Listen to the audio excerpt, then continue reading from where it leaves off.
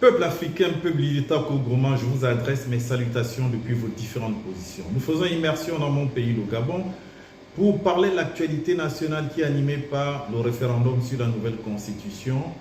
Nous voyons que les différentes écuries sont en train de sortir, ceux pour dire oui, prôner le oui, commencer à faire la campagne avant la campagne, parce que l'ouverture de la campagne officielle, c'est le 6. Et d'ailleurs, je fustige cette attitude des acteurs politiques, de la société civile et des associations. Et ceux pour dire non aussi, qui font des sorties pour dire non au référendum parce qu'ils ne sont pas d'accord avec la Constitution et donnent leurs raisons. Dans cette situation, nous avons constaté que le président de la transition, Brice Clotaire Oligui, a fait une tournée provinciale.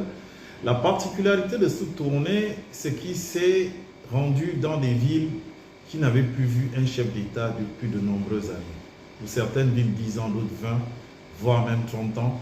Donc c'est un sentiment de joie, de satisfaction, de considération pour ces populations. Et c'est aussi des moments festifs, des moments de gaieté qui permettent de réunir toute une ville, les populations de toute une ville. C'est des bleds où il n'y a pas beaucoup de personnes.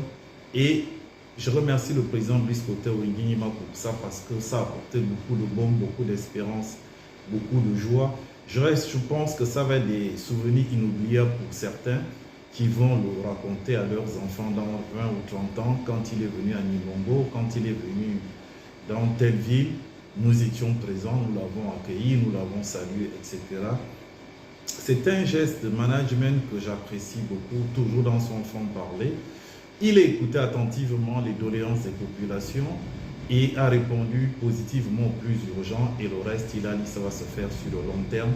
Donc il était important de remercier Brice Clotaire Oligui pour cet acte patriotique et pour cette marque de considération pour ces populations qui sont toujours laissées aux oubliettes. Ce sont les grandes villes qui ont toujours reçu les grands hommes politiques à l'envergure d'un président de la République. Nous constatons aussi la sortie des différentes écuries et ceux qui prennent le oui, ils donnent les raisons pour lesquelles ils prennent le oui et ceux qui prennent le non aussi donnent leurs raisons. Donc la campagne a commencé avant, ce que je fustige parce que la campagne est ouverte à partir du 6, mais le PDG a ouvert le bal, l'Union nationale et tous les autres partis, Barreau, Chambrier, etc.